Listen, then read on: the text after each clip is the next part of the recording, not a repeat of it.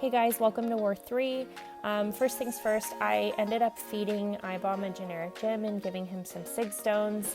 I mentioned in War 1 that his ramp up was feeling a little slow and just not super great, so I went ahead and did that since I did have him assigned to this war. First up, I am on path 3 in section 1. I have this Kraven here. As you can see, I'm kind of not really parrying at the moment, just because Kraven reduces debuff duration by 10% every time he gets inflicted with a debuff, and that does extend to parries. So I'm just, being safe. He's dead. Pretty easy fight. This is also the Hit Me, I Dare You and static defense notes. I was trying to keep it at or under 10 hits. And now I have my redemption on Man-Thing here on 20. So I took the advice of some Omega friends who suggested to power start 1 here instead of invuln, which I had actually never done before, but I went ahead and did it here. And ultimately I was worried about my inputs failing me again, but at the end of the day, if you take a couple of hits, it's okay. I did take a combo there, but it's okay because he didn't have any Furies up. So even if I do get a shock on me, its potency isn't going to be out of control because he doesn't have any Furies. So I did have that missed input. I swear that was parry. Whatever. It's fine. Now, the main revenge I was seeking today was this Nick Fury. Now, this is not where I died to him last war, but this is a fight I have not taken in a while. It has been over a season. I want to say it was maybe like halfway through season 32 that I last saw him here. But this is a fight I really enjoy taking, and I feel like I'm pretty good at it. So to have redemption here, it's another R4 Nick Fury. I was feeling really excited, but also really scared. I did practice a lot. I found some random Nick Furies in quests, practiced with decks off, counted my hits to kind of mimic Bubble Shield. But yeah, so far so good. Just pushed him into second life. Learned my lesson last war. I am not being overly aggressive. Just will lock in spores when I need to and just kind of dance around. Of course, avoid Bubble Shield. And yeah, I do ask for a Wags here because it helps with building spores. And I do take decks off so that I don't have to worry about EMP. And that's it. So I was really feeling so much better after I got that fight out of the way. I got my redemption. The rest of my fights I feel pretty fine with, nothing too scary. So I do have path 1 here in section 2. And first up is a Korg.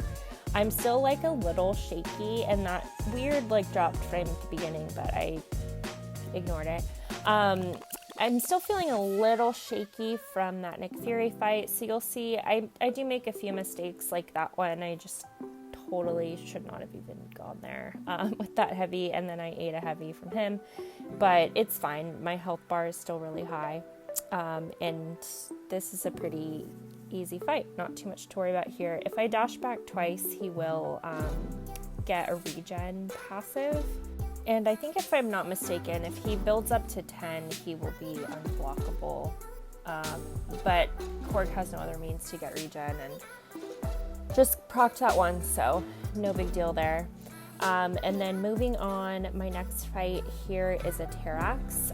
This is buffet overtime, so kind of similar thing. He will go unblockable if he has, I think it's 10 vigor charges or whatever.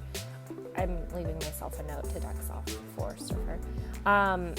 I did use iBom here. I considered asking if I could use Omega instead, but I did just give iBom a generic. I'm trying to give him a chance as a champ, especially since I'll probably be using him a fair bit this season. So my biggest takeaway from this fight is I stayed too close. I was kind of still in Omega mode and just expecting iBom's regen to do a lot more work than it actually was doing.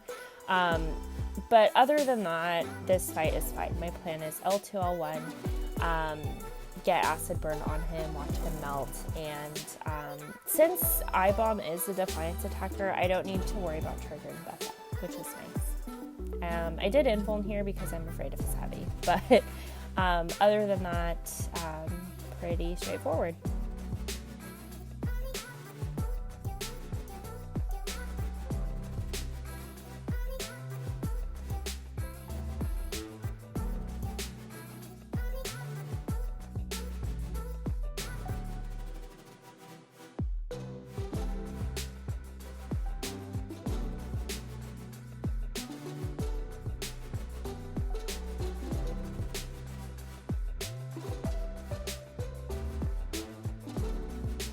Okay, not too bad. Again, I lost quite a bit of health from staying too close to him at the beginning of the fight and taking rock field damage, but overall not too bad. Moving on, I have Surfer here on strike counter suppression and buffet. Surfer was a super common placement here back in the high ground days, and I actually died to him once during high ground by leaving decks on. So I always take decks off for this fight. I don't necessarily think you need to, but I would just rather be safe than sorry, especially with Mystic Dispersion. I don't want to accidentally dex and end up missing, and yeah, it can be a mess. So yeah, it's super easy with Omega. Ideally, you want to try to bait a heavy or a special one when he has his little armor phase up. That way you can remain in death field the whole time, but no big deal if you can't. That was my last Omega fight. This is my final fight of this war. I have iBom against Mangog, which I was feeling pretty good about going in. I don't necessarily think this is too tricky of a placement. I also do think Omega could take him here fine, but you know, I feel that way about most fights. iBom will do just fine though.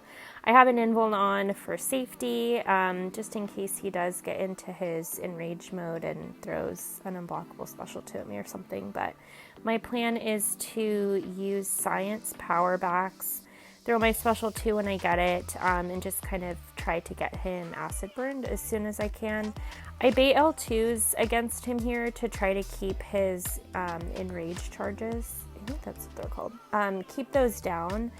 That way I don't actually have to worry about him going unblockable and unstoppable.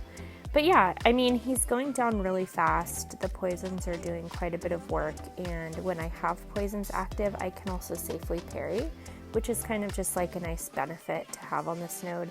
He's also super passive, which is weird. I find that he normally is very happy to throw his specials, and he wasn't really here, but that's okay. He went down. I feel like I got my redemption. Unfortunately, we did lose this war, but I felt really good about my performance this war, feeling like I am getting back in the right headspace, got my confidence and my morale lifted back up after soloing Manthing and Nick Fury, which, I mean, again, are fights I shouldn't be dying to in the first place, but here we are. So yeah, that will be it for this one. Thank you guys for watching. I will see you next time.